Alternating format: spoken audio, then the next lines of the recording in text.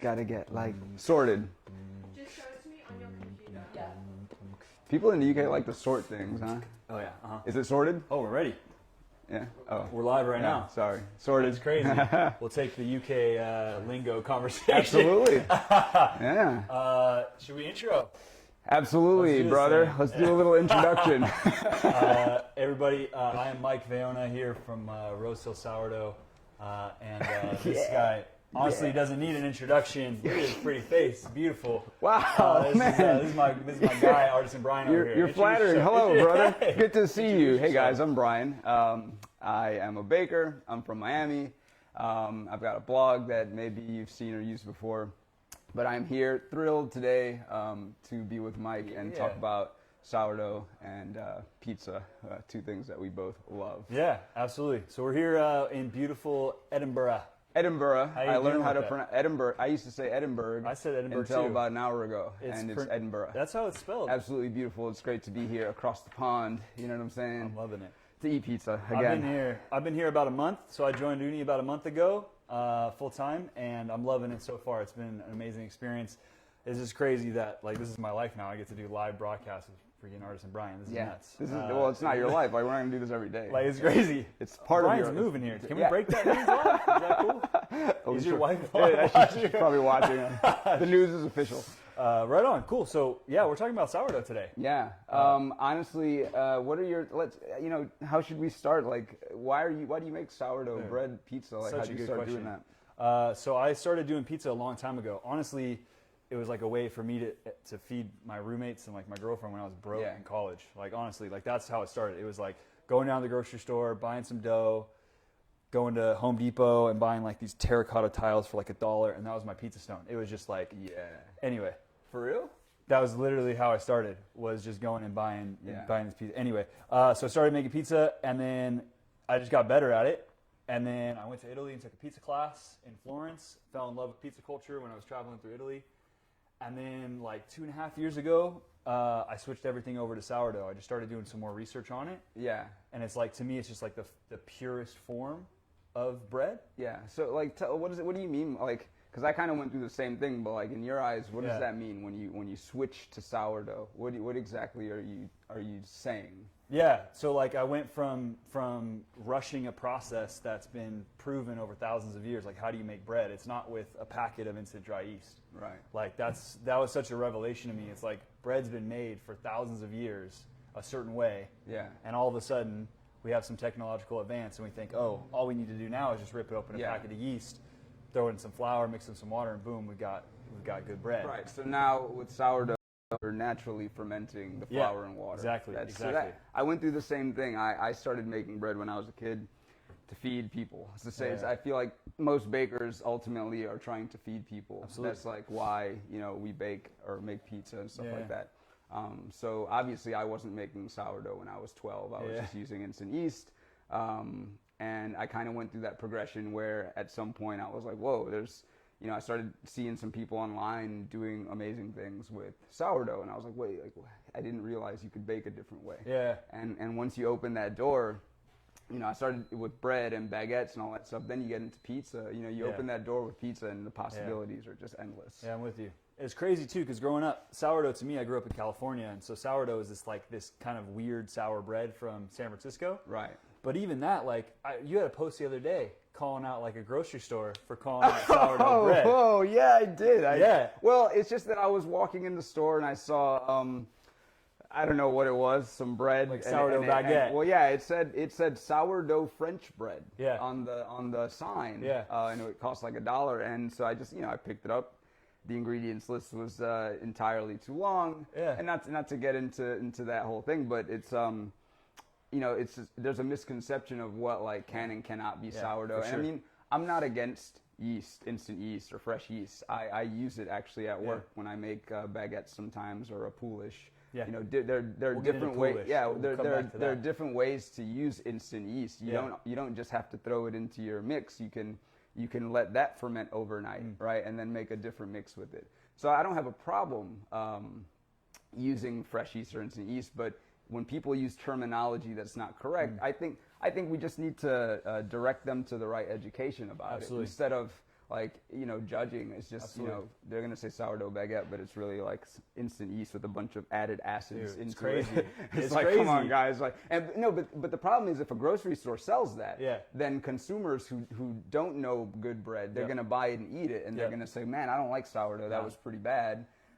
Without really having tasted actual naturally leavened bread. And so then that makes our job harder. I know. Right? Because Seriously. we're trying to get more people to eat healthier bread or healthier pizza. But what they're getting in the stores is not what it should be. I've had so many customers come to me when I was running my pizza pop-up going, oh, it's sourdough pizza? And I was like, stop, throw that misconception out the window. Like, stop thinking of it as sourdough as this like extra tangy bread. It's like when you make sourdough, depending on fermentation time and temperature, it doesn't have to be tangy at all. It's just completely naturally fermented. Well, I mean, the thing is, you can get that flavor when you use a sourdough starter. You can get that acidic, strong flavor. And I work for a pizzeria. I'm the head baker for an Italian restaurant group in Miami right now. Super humble brag. And super humble brag. And with MBD. hey man, from home baker to head baker, guys, it can happen. It can happen in like 6 months. Yeah, it's crazy. No, but so a lot of people when they're eating pizza, they don't actually like to taste that that fermentation flavor. So it can be kind of I don't want to say controversial thing, but I work with a lot of Italians as well. If you make a pizza and it's naturally leavened, but it's got that kind of sour kick to it, some people might not like that just because it's not true to that traditional flavor their dough carries. Doesn't mean there's anything wrong with it though. You know what I mean? Like absolutely. you have to balance like what does the market of people want to actually taste when they're getting a pizza? There's some people that are purists, like people in Naples, like you'll watch these TV shows where they travel and some Italian guys are like, yo, no, it can't. If you taste the fermentation, it's not good. So again, it makes our job harder when we're trying to make sourdough pizza. The first thing people, they'll be like, "Yo, but I don't want it to taste sour." And it can happen. I can't guarantee.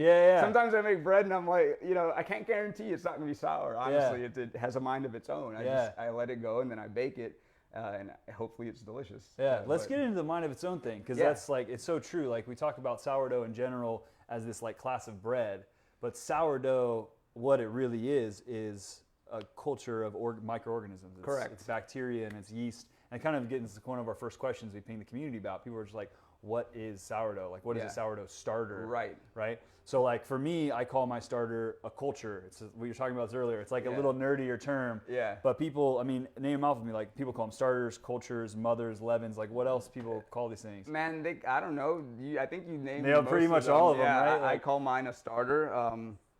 Mother dough, other dough, mother dough, grandmother if it's really old, But I call mine basically a sourdough starter, and essentially, when I got into it, I wasn't really thinking too scientifically. I just wanted, I just mixed flour with water and just put it on my countertop, and I wasn't really thinking about the microorganisms, and I still. The science behind it's not really my forte. I'm not gonna lie about that. I have a lot to learn in that regard, and I think that you have more of that. Obviously, you're an engineer, so you've got that scientific mind. That's what I appreciate about it, though. Like when I started it, it was this like experimentation of like I'd done some research. I just had a friend who got diagnosed with some this like form of arthritis. Basically, she would eat bread and her joints would swell up and stuff, and her doctor was like, "Oh, no more bread," which meant I couldn't make her pizza anymore. Right. And so I was like, I did this research on sourdough. I was like, well, if I make sourdough, I've heard that maybe that could help, naturally fermented sourdough. And sure enough, she could eat my bread and pizza, no problem. And it's that, so I got into it because of the science. Like, what is different about this bread with these microorganisms, with this lactic acid bacteria? Like, what's making this, what's different? But I did the same thing as you.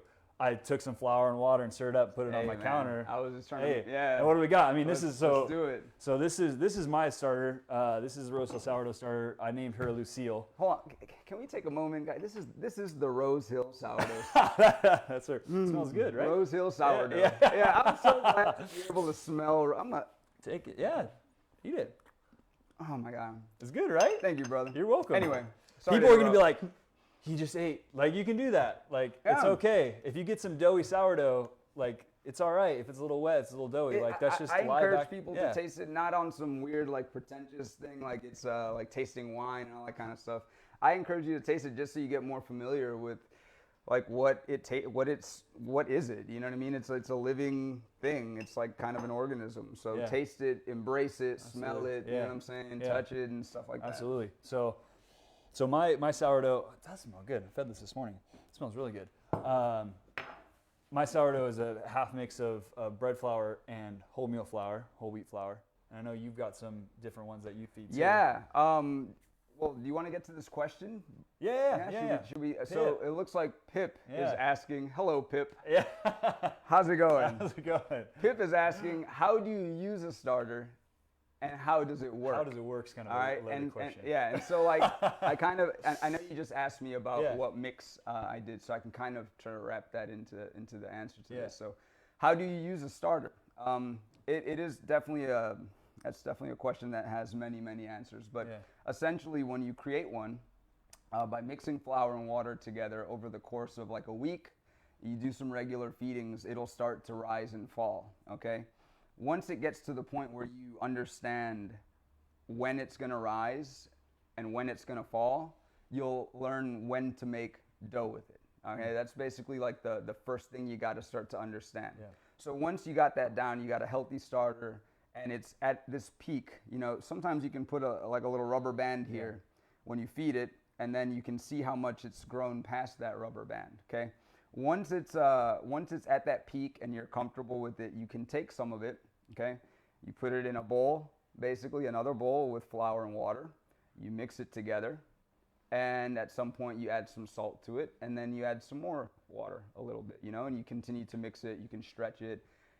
And so you've basically done your mix. It's a very simple thing to do in a nutshell. And then after you let it ferment for a long period of time, you can let it ferment in a warm environment, you know, for 3 or 4 hours, and then you can toss it in the fridge for 8 to 12 hours to 18 hours. Okay, whether this is bread or pizza, whatever dough you're making, you kind of do the same thing. And then after that cold period of proofing, or an all warm proof, you can shape it into a ball, or you can shape it into a baguette, or you can shape it into whatever. You can throw sesame seeds on it, and then you put it into an oven. And then you take it out of the oven. And That's then really you eat it. No, but that's the beauty of it. Like, people get so intimidated by like these recipes, and fair enough. When I got into it, you're reading these recipes and you're like, 70% what and 4% what, and you start. But like, honestly, what I tell people when I'm trying to teach them how to use sourdough is like, just try it. Like, nature's gonna win. Nature's gonna win. Yeah, like if you mix flour and water and some of that and some salt, and you make what kind of looks like a ball, and you let it sit for a little bit, and you put it in a hot oven. That's what I'm talking about right there. there. It's gonna make bread, and you're gonna be stoked that you made bread. And it's gonna be naturally delicious. Yeah, absolutely. Why don't you tackle that one? Because I think that you could. Ooh, question from the Ooni community group on Facebook. I love this. What are the benefits of using sourdough? So sourdough, to me, like I said, is like this most pure form of making bread, pizza, whatever bread product, right? Like, it's proven. Ancient Egyptians, some people theorize that basically they had this like porridge they made out of like their wheat and water, and they kind of let it sit in the corner, and they saw some bubbles, and it became this magical thing. Dionysus. I read that they like forgot about it. Someone was walking through like, oh snap, forgot about that porridge. Yeah, exactly. He was about to eat his porridge. He was like, this don't look right. Yeah, and people didn't understand it. Like, Dionysus, I think, was like the Greek or Roman god. Sorry, I don't know my mythology of fermentation. Like it was seen as cold fire, like this understanding of like how you cook things without heat. And so for me, it's like this pure way of making bread. And when you use it in the right way, when you're making bread with it and you let things naturally ferment and sit, a couple things are happening that don't happen in bread products. Like that bread product you saw, the sourdough French baguette, right? When you just use active dry yeast, again, not knocking active dry yeast, has its place, but that's one part of bread making. Correct. Sourdough, you enter in a second part, which is the bacteria part. Correct. And the bacteria part's super, super important. So it's lactic acid bacteria, LAB people call it. And lactic acid bacteria in sourdough is what makes sourdough sour. That's where it gets its name. So it's bacteria that's actually eating the structure of the dough. It's eating the sugars in the dough. It's creating lactic acid, right? And acetic acid. It's what's in vinegar, right? It's just like that flavor. That's where that's coming from. So when you make sourdough, the benefits of that, I find there's health benefits to it. I've had many people when I was running my pizza pop-up with health issues come up to me. I had a lady in tears give me a big hug one day who told her doctor had told her she would never be able to have bread or pizza again. She's in tears because she was able to eat a piece of my pizza and not immediately break out. Right. Because I don't know, it's cold fire, it's magic. Like it really is. Like it's that Rosehill sourdough. Yeah. So what's the benefit of it? I mean, the benefit to me, besides like a structural benefit, like we can get into all kinds of stuff in natural fermentation and bread structure and crumb and all this stuff. Yeah. But to me, from pure like science point of it, it's just this black magic I don't understand. I think that look, it makes gluten easily digestible. Yeah, that's That's what you know. At the end of the day, I know it when I eat it compared to other yeasted products. You can add, you know, if you have a sourdough starter that you're not managing properly, or you're unsure if you're managing. I have some of that. Yeah, we can get into some of that. Yeah. All right, so we have this starter here that's kind of built this little film on top. It's looking, it smells delicious actually. This sounds really good. It smells really good. This sounds really good. So that's Nona. That's the 170-year-old stuff. Actually, you know what, man? Let's we need to get into the whole age of the starter thing at some point. This is going to be a long video. You guys are right. We got catering coming. Hold on. We got craft services coming. If you have a starter that you haven't maintained properly, okay, so you've got this pre-fermented flour. You can, you know, obviously it's not dead. You can revive it. You give it a couple of feedings, and even if it stays dead for a little bit, you can use it in things to help with the fermentation. In like if you're making pasta, you know, I wouldn't say, hey, I'm making sourdough pasta like that. It's a little much, right? It's not a leavened product. But what does that mean? It means that you're taking some pre-fermented gluten and you're putting it into something to aid the digestion of what you're about to eat. You know, that's a benefit. It's not, you know, so it can be seen as kind of like a gimmick or marketing type thing or gimmicky, like, oh, it's like sourdough pancakes. Like, why would someone say that? Well, it's just using the word sourdough waffles and stuff. But no, it's not. We're not trying to benefit from saying the word sourdough. What we're saying is we're using pre-fermented flour in things to make them a little bit healthier, a little bit better for you to digest, make you feel better.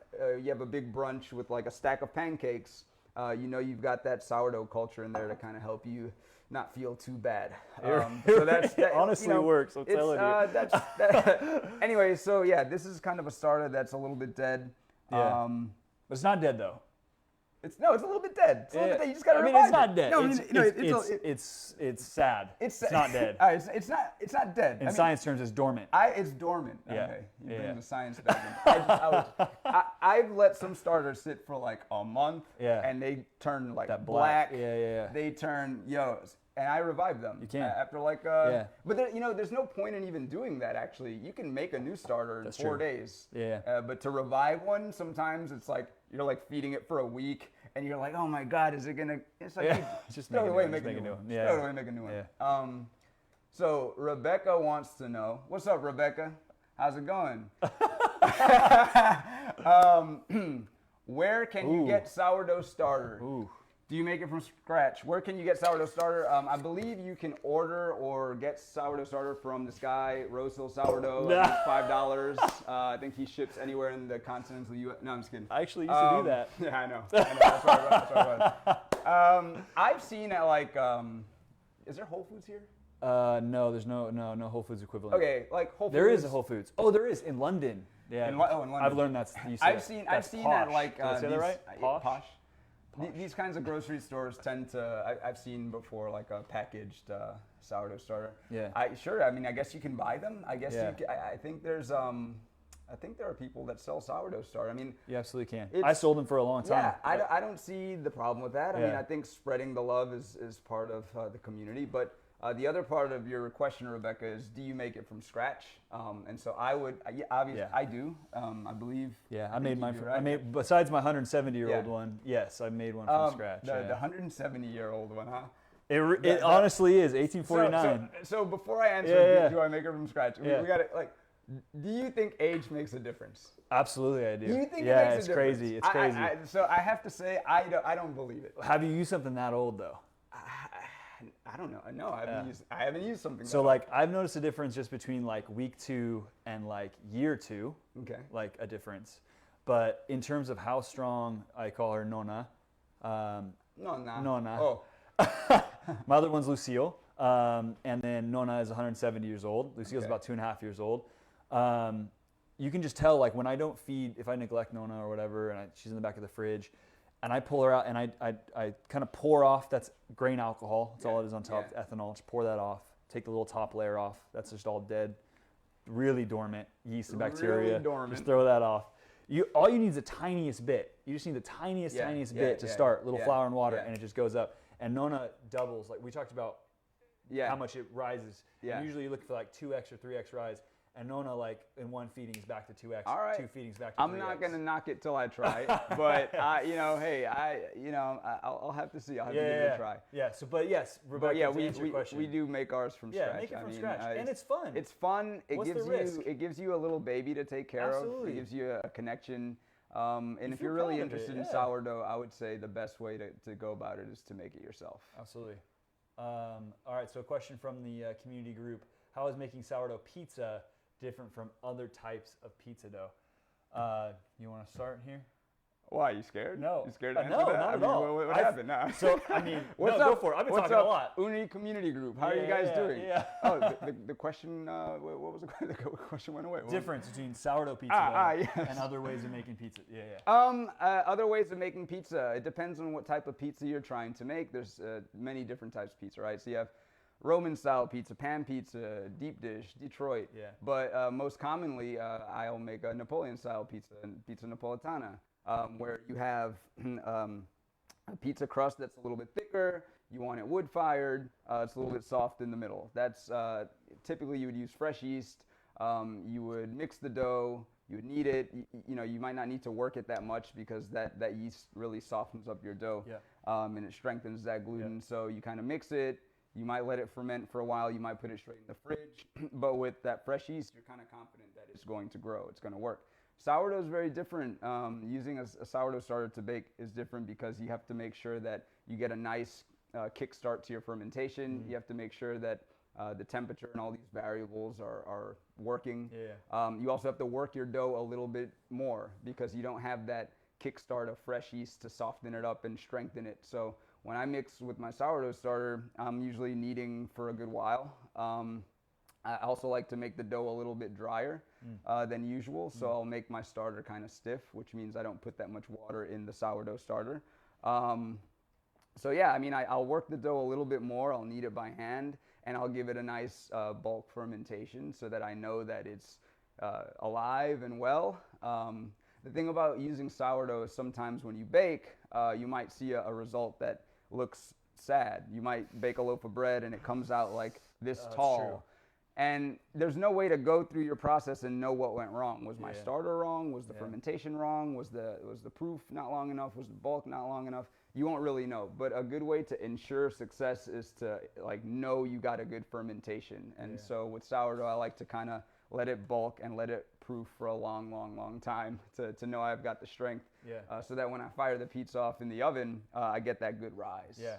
I mean, we got some pizza. We might as well start making pizza too. That's kind of part of this. Yeah, chat. bring some pizza over and. So this is. I mean, I already stretched it because I was checking it earlier. Sorry, babe, I'm taking my wedding ring off. I still love you. We should probably reflour this. Yes, so this guy's he's getting stuck. So tip 101: when you're launching pizza, don't let it sit on the peel for too long. Yeah, absolutely. So we're gonna move that there. Clean peel. So actually the opposite. When I make my sourdough pizza, I actually don't knead it. Oh, nice. I do folds. Oh, you give it folds. Yeah. Like making bread. Exactly. That's cool. Interesting. Exactly. Yeah. So I treat my pizza. I say pizza starts with good bread, so I treat my pizza just like I treat my bread. So I'm doing about a 63%. Basically, don't worry about that. It's just water to flour. I guess I shouldn't say don't worry about that. People want to know about. They want to know, Mike. They want to know. Tell them. So 63%. Anytime you see these recipes, don't feel overwhelmed by the math. Like I feel like I get the math just because that's how my mind works. So some people get overwhelmed by it. There's so many resources online. I mean, your blog's a great one, of explaining these things, breaking these things down. It really is. Like there's people that care about this and care about sharing it. That can let you know, hey, this is what this type of stuff means, right? So 63% is basically the ratio. Everything in baking is to flour. So I'm just gonna. I want to taste the bread. Why don't we do this? Why don't I make a pizza and you answer that question? Yeah, that's a great idea. So that one's towards you. Yeah, so it's literally just this water to flour is, so this is 63% water to flour. I don't know who made the sauce. Oh, someone made this from scratch? This is like a homemade sauce? Yeah, we'll say it's a homemade sauce. I think he made it. That's why he walked away laughing. But yeah, so anyway, I say good pizza starts with good bread. So I treat my dough just like bread. I give it a rough mix. I let it sit for like an hour. I give it a first fold. I let it sit for like another half an hour, and then a few more folds after that. Folds, literally all you're doing is just, like you, hand laminating. You just got your laminator. But before that, hand laminating croissants is the same thing, right? Yeah. You're just making layers, and then making layers, and then making layers. And that's all you're doing. It's the same thing with bread. You just, with pizza dough, you're just making layers and making layers and making layers. So there's so many ways to do this. There's so many different ways to make dough, obviously. So another thing, you should keep in mind as we're answering these questions, everyone's going to have a different technique. Everyone's going to have a different kind of method of doing things. So don't feel like, if you're not using the method that I use or that he uses, it's not like you're doing anything wrong. Yeah. If your dough doesn't come out looking like someone else's dough, always keep in mind that like it's your dough. Your dough is going to look how your dough is going to look. Yeah. Like that, So and you have pride in it at the end too, because you made it. It's cool. That's Florida latte and then fresh mozzarella. You just handed it to me, so you want me to put this on there? All right, I'll do it. No, I got it. Mike, Will asks, Mike, how are you enjoying the move to Ooni HQ in Scotland? How do you turn your sourdough starter into pizza dough? It's a great question. So I did just move to Scotland from California, and it's amazing. I've been trying to convince Bryan all afternoon to move here. Not only Ooni, I'm not going to get like crazy into this, but Ooni is like a fantastic company. Like I uprooted my whole life and moved my family over here. I wouldn't have done it if I didn't believe in this company. So that's partly why I'm here. That's awesome. That's awesome. It's also, I heard that you might be coming over, and I was like, accept, take the role, move, get to meet Bryan. So how do you turn sourdough starter into pizza dough? That's great. So sourdough starter, like we talked about, literally all it is flour and water. That's just it's had time to ferment. And you mix it with more flour and water, mix it with more flour and water. People ask, like, how do you feed sourdough? Sarah is asking, as in my wife, Sarah? Potentially, yes, my wife, perfect. Wow, I feel myself turning red. Anyway, why did you take your wedding ring off? Why did you take your wedding why ring did you off? take your wedding ring off? So anyway, it's just flour, water. It's having some time to ferment. When you feed sourdough, it's literally just feeding flour and water. That's it, flour, water, flour, water. You mix it with more flour, water, salt, and oil. That's literally it. That's how you make pizza dough. Like, there's some recipes you can follow. I do it 10% again by weight. Sourdough starter to flour. What's your typical? You do about 10%. What do you normally do? This is the thing I love about this dude though, because like he was like, oh yeah, let's feed some starter, and I was like, cool, I'll go grab a scale. He's like, what do you need a scale for? Yeah, you're talking about how much seed do I mix with? Yeah. So when you're making pizza dough, what percentage of starter to flour are you using? Man, I pump it up 40%. Really? 40%. All right, see? Pump it up, man. This is let cool, it work. That's let what it I love go. about this, though. You know what It's I'm saying? like, Let it. But for sure, everyone does it different. I definitely like. Oh, we're looking great. Oh, nice. We're gonna. It's gonna shimmy off there. Yeah, I let that one sit for way too long. Yeah. This is all your fault. So why don't you take over? Oh, that's cool. Yeah, I don't want to embarrass myself. No. Do it. All right, sweet. Did you answer Sarah's question yet? What's your favorite thing to make with sourdough? That's a good question. It depends if my daughter's watching. Coconut bread. Yeah. Panda cocoa. I would have loved to make some panda cocoa. Nah. What's your favorite thing to make with sourdough? Is that really your favorite thing to make? I mean, I feel like that's you though. Yeah, man. That's your recipe. It's panda cocoa is very amazing to make with sourdough. A lot of times when I make these enriched breads or these sweeter breads with sourdough, with my starter, people they ask a lot of questions about it, like how do you make something sweet? I thought it was supposed to be sour. Like, does it taste sweet? If I make a brioche or a babka, they're like, yo, does it taste sweet or is it sour?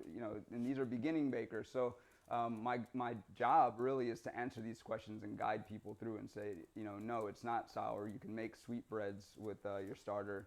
It's just a way to make your bread rise. So my favorite thing to make is usually like enriched sweet type breads, semitas, Honduran things, weird things, tortillas, pizza, obviously.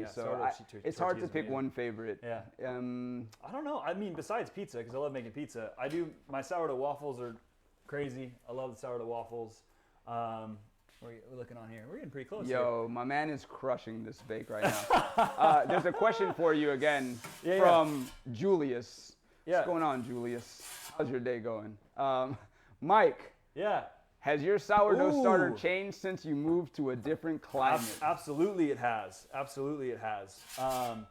So when I first got into sourdough, I took. Let's just flip this bad boy over. Look at that. Oh, Beautiful. chapeau. Oh, Beautiful. do we actually have to eat this right? Yeah. We should probably cut it on that one. Yeah. Go for it. When I moved to, when I was in Southern California, I went up to visit my wife's family in Northern California, and I made some bread for them, and I just got into making sourdough. And I swear, being there one day, it changed. And that's like, do you think that it changes that quickly? Some people have challenged me on that. What do you mean, the flavor? The flavor, absolutely. I would say yes, it does. It changes in appearance and flavor. Yeah. I took my starter to Panama in Central America. That was probably the most adventurous place I've taken it. I gave it one feeding, and I will say, like, the home bakery I was helping out in was very hot. I mean, it was very hot in Panama. Yeah. Like, so I gave it one feeding, and it got nice and strong and ripe. Yeah. And I used it and made some banging bread. I mean, I didn't notice a change in the flavor of the bread. Yeah. I wasn't looking for it, though. I typically don't like to... I don't know. I guess I don't analyze things that much, Mike. I'm just like, yo, it worked. Did the bread taste good? Yeah, it tasted really good. All right, guys, I'm leaving. So that's pretty much how I do it. Yeah, no, that's fair. Honestly, yes, though. I feel like it has changed. That was the question. I feel like it absolutely has changed from climate. Like, there's things that naturally that are floating in the air, natural yeast and bacteria. It's gonna get into your culture as soon as you move it. It's your starter, and it's gonna affect the flavor and how well it rises. Yeah, that's a good point. Change it. Humidity is going to change it. And that's the coolest thing though about this. How does humidity change your? That's one question I get a lot being in Miami. And then it took me a while to really understand like how humidity is affecting the baking. And obviously, one of the biggest things is that moisture in the air kind of like seeps into everything you do. So I actually like to hydrate my starters not at 100%. Because sometimes I know that they're just going to randomly be wetter and a little bit hotter. Same with like dough mixes. Keep my water levels in the dough low because the humidity can kind of come in and wreak havoc. Totally fair. I've noticed that being here too. It's not as warm as where I came from, but it's definitely more humid. Right. So I've had to adjust a little bit in my recipe. Is humid out there? It's crazy, right? Because humid to me means hot. It means like I'm sweating, I'm dying because it's so humid. Here it's just beautiful. Can I eat? Please. Can I eat? Is it cool? Ooh. Here we go. Yuka asks, can you use any kind of What's up, Yuka? Is this Yuka? Like, oh, what up? What's good? Hey. I don't know you, but what's going on? My guy. Yuka. Everything's going good, by the way, Yuka. Yuka, We're in what's up? good hands here. Can you use any kind of flour? I love the name. Yeah. I love eating yuca.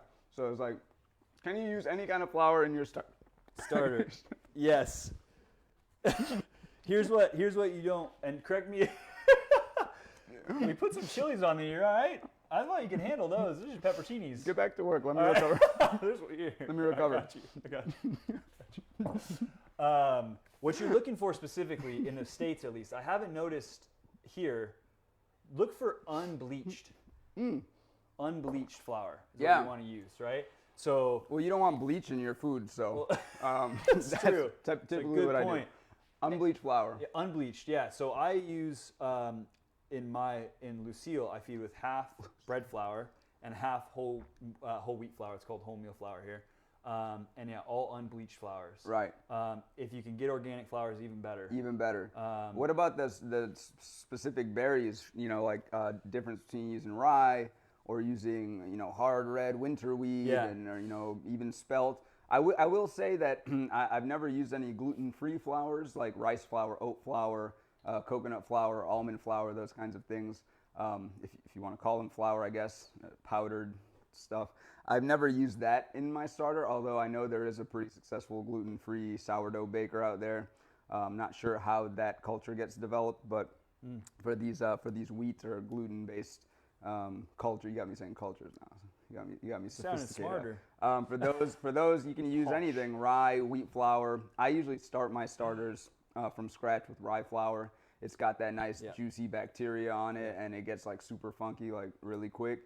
You could also start one with whole wheat or white or pizza 00 flour, any flour. And then you can, when you're gonna go make bread or make dough, you can have a rye starter, but then you can make a leaven or another starter with a different flour, because you might want to have like a semolina bread or something.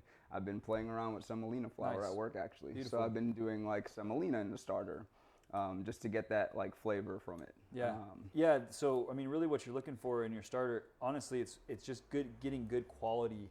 And rye is really popular because rye definitely is a little more complex, and it gives you a little bit different base flour. When I was learning, everyone told me use rye. Yeah, for sure.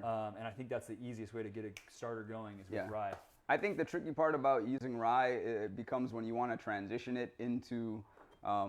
Because like I would never use, or not to say never, but that 100% rye starter, I might not really want to use that when I'm making bread, when I'm making like a rustic country loaf or a white loaf or a wheat loaf, because it does tend to be a little bit denser and it does give you a little bit of a heavier end product. So you have to kind of transition that rye starter by feeding it, like once it's healthy, you start to feed it different types of flour to kind of get that lighter balance of texture. Yeah.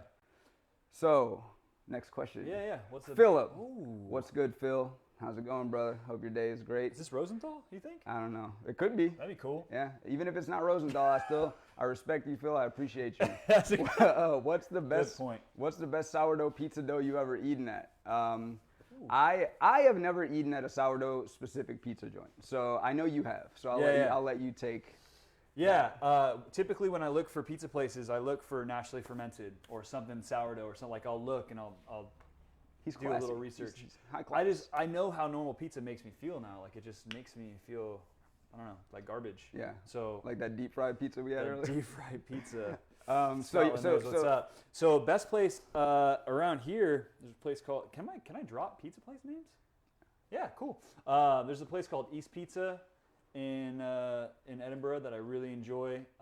Met with the owner, super cool guy. We just chatted about sourdough. Like he really cares about it. How's the pizza, by the way? The pizza is absolutely phenomenal. It is. So this is the Rosehill sourdough. That is, yeah. This is the best. Hey, Philip, to answer your question, this is the best sourdough pizzeria I've ever eaten at. It's at Ooni headquarters. It's called Rosehill Sourdough Pizza, and it's thebomb.com. You already know. So what you're saying though is that you like to seek out these sourdough pizza joints because it makes you feel better after you eat the pizza. 100%. That's a pretty reasonable reason. Reason. I don't know about that English, guys. I'm sorry, but that makes sense. Kevin, what's going on, Kevin? Much respect, mad love. Kevin wants to know. You guys are legends. You guys are legends. What are those green things on your pizza? What was that? Oh, that's put on there right now. I think the green stuff that you just put right now. That's sage. Sage. Yeah, that's sage. So I'm doing, I'm going to cut up this lime a little bit. I can't remember what I put on He's this doing one a green pizza, guys. I think he's doing the green monster. That's what he got. So I like just different stuff. Like, honestly, I'm a fan of white pies. White pies just is a very broad category. No tomato sauce. Yeah. Olive oil based instead of tomato sauce. For sure. I actually prefer white pies to tomato sauce pies. I hope my Italian relatives aren't spinning their graves right now with me saying that, but I just do. I prefer it. I think the tomato sauce a lot of times can overpower more delicate ingredients. And so specifically like in this, I'm using beautiful. Some sage, but I've also got feta. Sometimes I do goat cheese on here with a little mozzarella, and then I hit this with a little bit of honey. How's it look? Oh, it's cooked to perfection. Oh yeah, it looks really good. Oh, it looks so good. So this right here is sage, but I do a lot of. I love using cilantro, coriander. It's called coriander here, by the way. Cilantro is called. I've had a hard coriander. I've heard of this. I've had a hard time with that. Mythical coriander. Yeah, I don't know what that is. But speaking of ingredients, this brings up a good, because I know we've got something over here that bring it up. Yeah, bring it up. Let's talk about it. Let's talk about this pineapple. Yes. How do you feel about pineapple on pizzas? And I think it's kind of silly that we even have to talk about this. Like, why do we even talk about it? Yeah, like why can't you just put whatever you want to put on a pizza? I'm 100% agree with you. Look, man, I'll put pineapple on pizza. I put beans on a pizza before, and it was really good, like black beans. That's honey, by the way. Honey? That's honey. Try that. I'm going to go ahead and try now. No, honestly, yeah, absolutely. Pineapple, 100%. Hashtag Team Pineapple. I'm not afraid to say it. Absolutely 100% pineapple. Because if you're using it right, like what else? How's that? This is amazing. This is so good. I'm sorry, Philip and Ken. I'm so sorry that he ain't here. You should be here. This is so good. You like that one? Yeah. You can take that You one. You used to sell this one, huh? Yeah. Damn, man, you had a good business. Hands down, the best sourdough pizzeria I've ever been to. But I'm with you. Like I put cauliflower and carrot and curry on a pizza, and you're gonna tell me that's not a pizza? Like that sounds like an amazing pizza. It's a really good pizza. Cauliflower, carrot, curry. Yeah. Man, I would tear it up. Some cilantro, lime on top. Yeah, absolutely. Jalapenos. It's killer. Ooni community. What's up, guys? Ooni community, y'all are the best. What's good? Artisan B, you already know.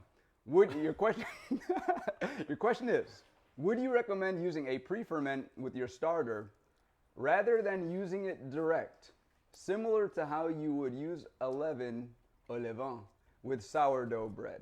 I have to reread this in my head to make sure that I am understanding it. I think I know what he's saying, but yeah. Okay, why don't you take a stab at it? So I think what's being asked. We mentioned a poolish earlier, and we said we were going to come back to it. Maybe and we didn't. Maybe a good time to come back to it. Yeah. So a pre-ferment. What was it? Pre-ferment with your starter? I know, with your starter. I don't So I think quite get that one. So a pre-ferment. Let's just go over how we interpret. We'll figure it out. A pre-ferment.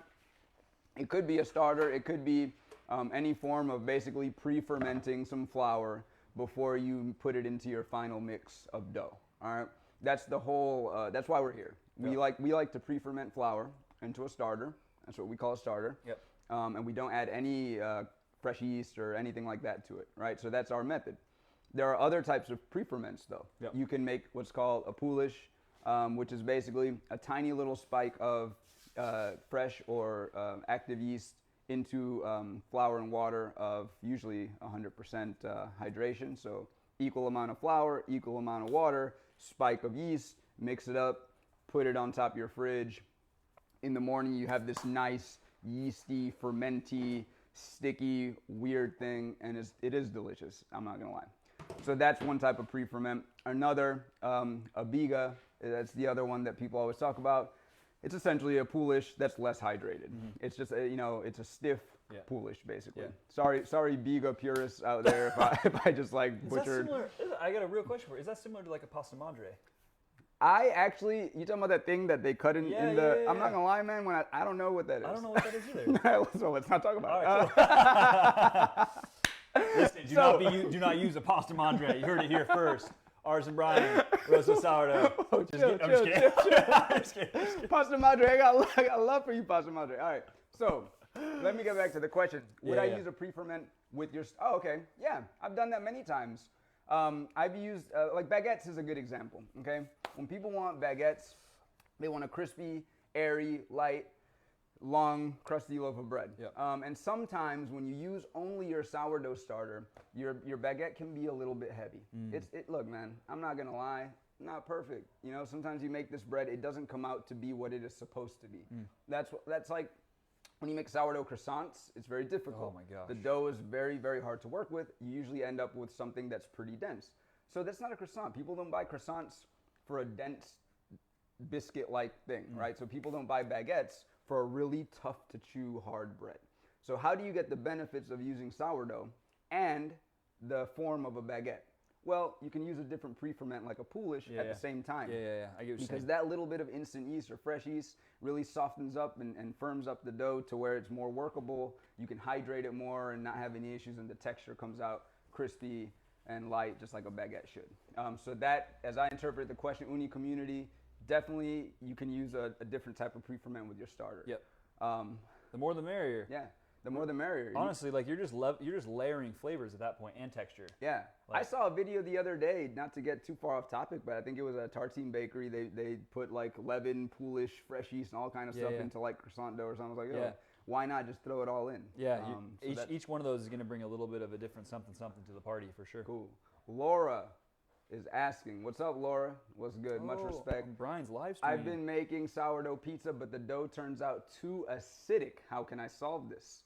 Yeah. So we were talking about that. Yeah. That sometimes, so the first remedy usually to that is to use your starter when you're making the mix. Don't use it when it's too old. Mm-hmm. For a quick rundown, I guess we haven't really run down like the timing of like when to use your starter. Yeah. So talk about refreshing. You've made it. Too, yeah. You've used these flours that we talked about that you can use. At what point do you use it? After you mix it for you so that you can use. And there's stages. There's this naming convention of like a young leaven or a young starter or a mature starter. Yeah. Basically, if you mix your starter to make bread, and you come back in like 3 hours or 4 hours, and it's got like some nice strength to it, but it's not all the way bubbly and old, you can definitely use it there. And you're gonna get I find that you're gonna get a milder flavor from the sourdough starter itself. Yeah. So typically to remedy that problem, use it at a younger stage, earlier time frame.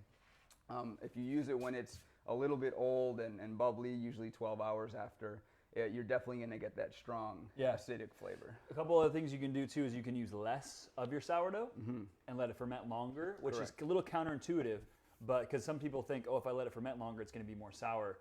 It depends on how you ferment it. Yeah, so that can totally happen as well.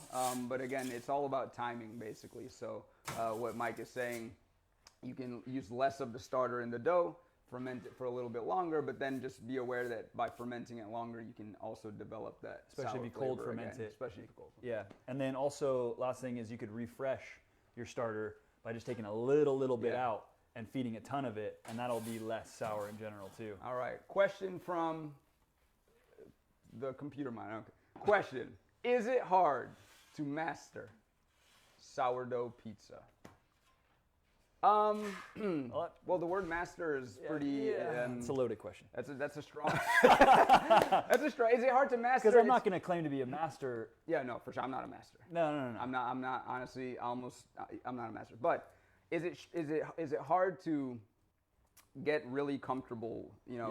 When I think of mastering things, I think being comfortable with something enough to where you can do things off the top of your head and, kind of not use a scale sometimes when you're measuring, and being familiar with the dough so much that you know the result you're going to get. Yeah.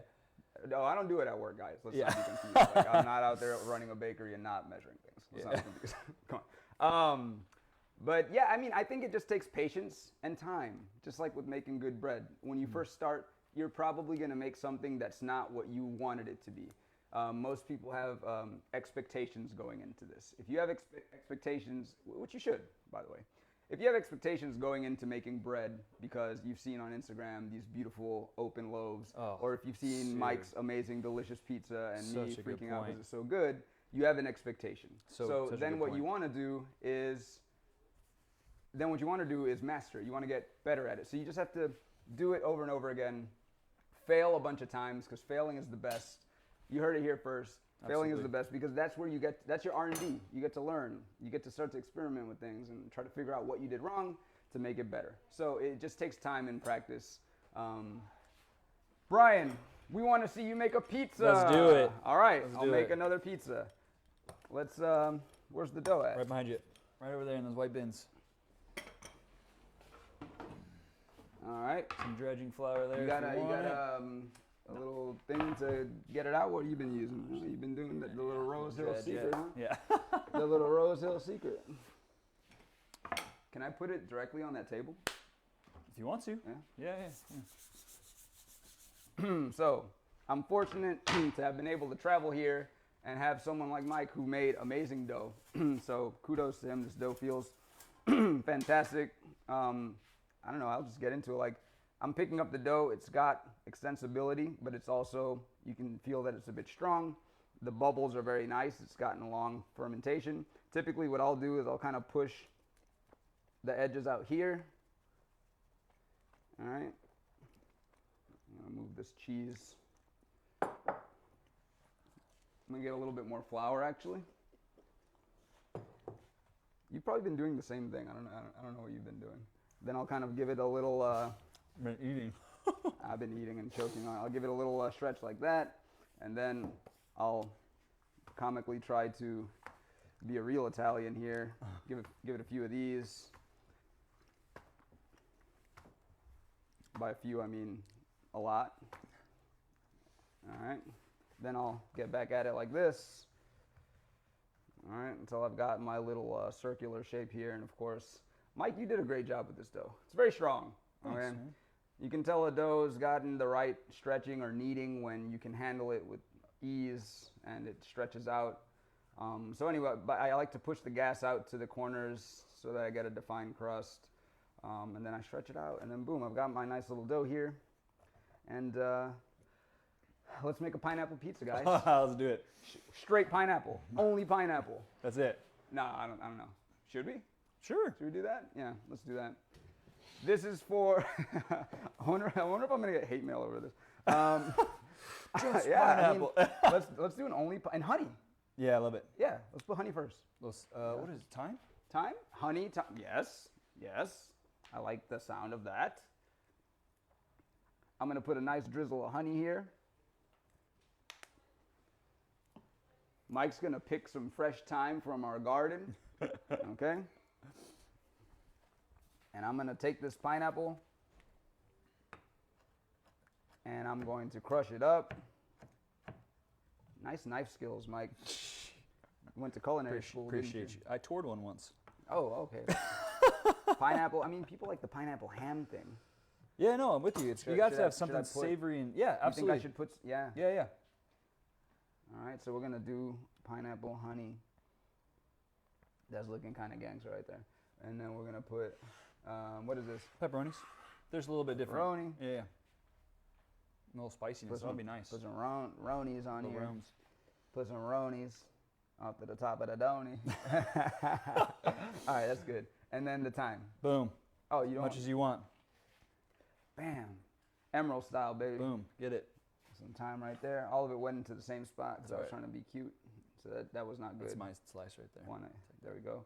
Yeah, man. Some pineapple, a little bit of pepperoni. Yeah, let's do it.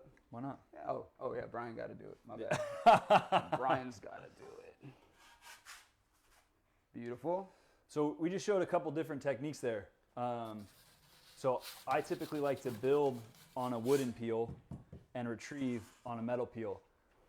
That's just because I've had a bad experience when I was learning to make pizza on trying to launch from metal peels. A lot of people get frustrated with pizza sticking to the peel. I feel like one of my top questions I get from people, how do I make it not stick? How do I make it not stick? First of all, you gotta have good dough. You gotta have good dough. You gotta have good dough. Second, this method, a lot of people like flouring the counter. Absolutely. Flour is your Pulling it friend.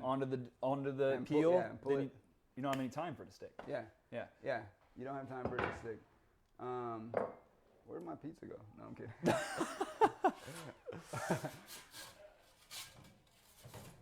So we're cooking today an Ooni Pro on gas. Bryan just giving that thing a quick turn. This is of the Ooni lineup. What's your favorite oven that you cooked with, Bryan? The Ooni Pro, all day. Honestly though, like it's a great I oven. like the Ooni Pro mostly because since I'm a baker and I love bread, I get to also make bread in the Ooni Pro. I've talked about that many times.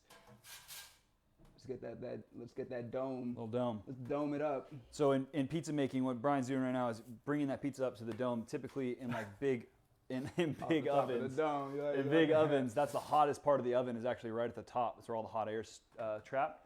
So you're just throwing it up at the top just to give it a little more color. Andrew's asking, why do people use rye flour to start and feed their sourdough starter? Boom. Such a good question. I like that dark and crispy, baby. Yes, You already know. Absolutely. Beautiful. You want to take this? Rye flour. Why do people use rye? Why do people? So Andrew, what's going on, brother? Thank you for your question. I appreciate and respect you. Andrew's asking why do we use rye flour? We talked a little bit about that before. I believe rye berries they're loaded with different types of bacterias and it just gives an environment that's very conducive to the growth and fermentation of the flour when you start that culture. Yeah. No, I really think that's it. It's very potent. Yeah. I think of it like a very potent compared to white flour. If you use white flour, basically what's happened to that is that the bran and the germ and those good nutrient and bacteria-rich parts of the wheat berry have been removed. Whereas when you have that rye berry, not only is it already loaded up with that good stuff, that good nutrient-rich environment, it's not taken away from the berry. So when it's milled, you're getting all of that in your bag of flour. Even if it's from the grocery store, you still got that in there. So when you feed it, that wild yeast loves to come in there and just start eating it. And, that's really what it is. Like rye is an easy one to do because you make sure you do have the whole part of the flour. So when it's growing and they pick that grain off, if they strip it open, just take the germ out. That's how we get white flour. You're leaving all that stuff behind where all the wild yeast and bacteria has been clinging onto.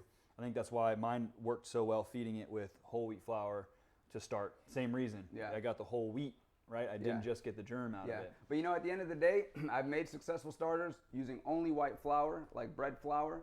I've made successful starters with 0-0 pizza type flour. So don't be intimidated that you need to go buy rye flour or something like that if you don't have access to it, or if you can't find it, or if it's too expensive, because it can be expensive sometimes. Yeah, true. Go with some white flour, man. Make it happen. And on that note, we have another question from Kieran. What's good, Kieran? What's good? Thanks for the question. What's a good recipe for a new sourdough starter? That's a good question. So mine is super simple. 4 ounces or 100 grams of flour, 100 grams of water. Mix together, leave it on your countertop, covered, and do this at a time of day that you're not going to miss doing it. For example, when you wake up or right before you go to bed. And if you do it in the middle of the day, you might have a couple days where you forget about it because you're just busy. But right before bed, usually it's like brushing your teeth. You're gotta go feed my starter. We've all been there, right? You're like laying in bed and you have to like get up. Oh, I forgot to feed. Yeah. So it's true. Sure. Like one time I had to drive to work. So equal parts flour, water, mixed together on a countertop. Do that for 4 or 5 days, and you're gonna start to see a rise and fall. So Mike, I think it's time for us to wrap up, brother. It has been that was so fun. Absolute pleasure. That was great to be with Ooni here in Scotland, and with this dude here who's a pizza taste tester. You're awesome. I appreciate you. I appreciate you. Thank you, brother. Thank you, guys. Ooni, thank you guys for tuning in. Ooni community, all you people, Kieran, Philip, everybody, whole team. Mad love. Phil. My guy, Phil. My guy, Phil. Thanks, guys. Thanks, guys. All right. Hey, you want to try? We got to try that.